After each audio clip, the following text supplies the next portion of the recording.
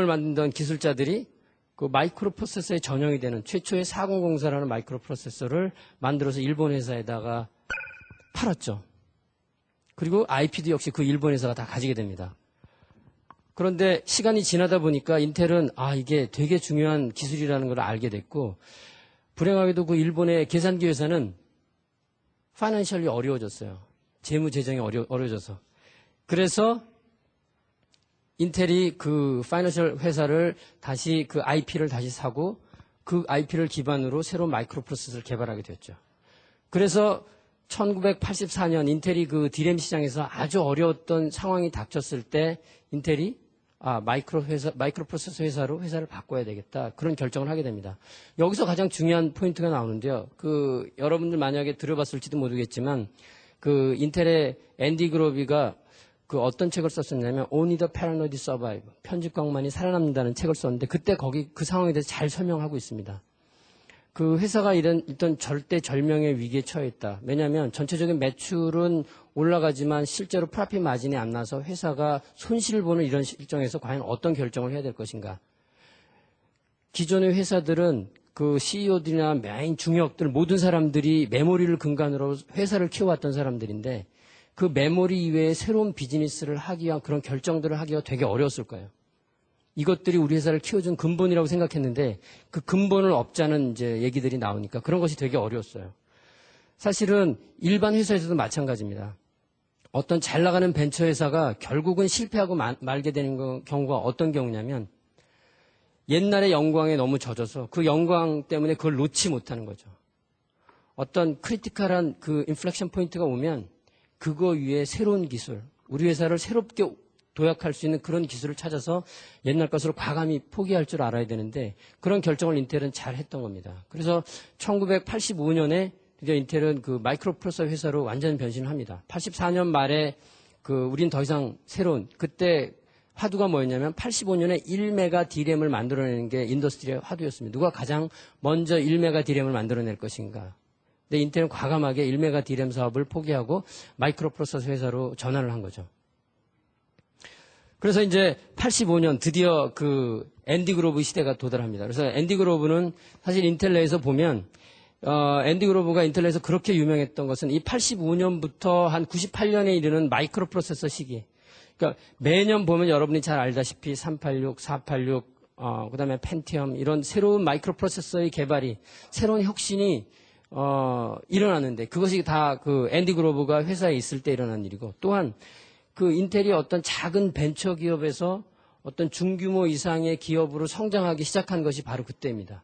또한 그때가 기업이 작게 있다가 크게 변화하면서 기업의 우리의 코퍼레이트 컬처가 무엇이고 이 컬처를 기반으로 해서 우리가 어떤 밸류를 가장 중요시해야 됐구나. 그것이 인텔이 앞으로 지금 10년뿐만이 아니고 앞으로 20년, 30년 더 성장할 수 있는 커다란 기업이 되겠구나. 그런 것을 이제 많이 몰두하는 시기였죠. 그래서 거기에서 사실은 인텔의 그 6밸류라는 유명한 밸류가 나오고 그렇게 된 겁니다. 그런 것이 회사가 한 단계 더 도약할 수 있는 기본 그런 근간을 만드는 아주 중요한 요소가 되죠. 아까 84년도에 그 D램을 포기하고 마이크로 프로세서 회사로 변화를 하겠다고 한 결정을 사실은 탑 매니지먼트들이 했지만 실제 인텔 내에서는 그런 결정을 할 수밖에 없는 문화가 돼 있었어요. 왜냐하면 그때 인텔의 가장 힘 있는 중간 관리자층들이 벌써 마이크로 프로세서 비즈니스가 주는 그 컨트리뷰션 마진이 너무나 작다. 이걸 알아차렸어요. 그래서 마이크로 프로세서가 아닌 EP롬이나 새로운 로직 반도체 쪽에 돈을 벌써 더 많이 거기다 투자를 하고 있었어요. 물론 탑 매니지먼트들은 그걸 결과로 알아들였고 탑 매니지먼트가 어떤 결정을 해야 될 순간에는 벌써 회사를 그 결정을 완전히 바꿀 그런 여력이 없었어요. 왜냐하면 중간에 있는 모든 사람들이 벌써 바른 방향으로 회사를 진행시키고 있었기 때문에.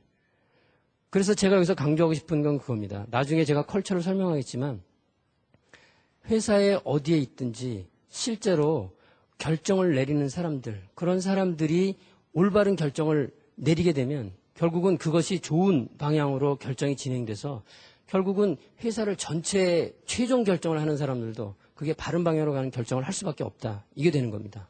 자, 그럼 제가 여지껏은 인텔의 히스토리를 이렇게 잠깐 설명을 했는데 그것은 다음을 사실은 인텔의 가장 근간이 되는 컬처를 설명하기 위한 기본이었습니다. 그 인텔의 컬처를 간략하게 요약하면 단 세 가지로 볼 수 있는데 첫 번째 오픈, 열린 경영을 한다는 것이고요. 두 번째는 에갈리테리언, 세 번째는 디스플린. 이 세 가지인데 첫 번째 오픈이라고 한 것은 조직 내에서 서로 간에 자신의 의견을 자유롭게 표현할 수 있는, 개진할 수 있는 그런 환경이 준비되어 있었어요.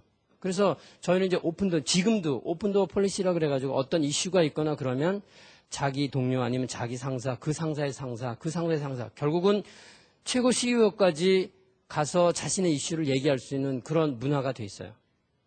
그래서 그런 문화가 사실은 자신의 의견을 자유롭게 얘기할 뿐만 아니라 그런 자유롭게 얘기함을 통해서 결국은 최선의 방법이 그 대화를 통해서 도출되는 거고 그것이 디스커션이 되고 디베이트가 됐건 어떻게 됐건 결국은 최선의 솔루션을 구하는 이제 문화의 근간이 되는 거고요. 그다음에 그런 평등주의적인 사상.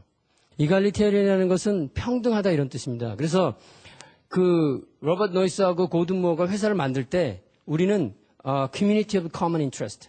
그러니까 동등한 어떤 그 인트레스트가 있는 사람들이 모인 집단이다 이런 생각을 가지고 있었어요.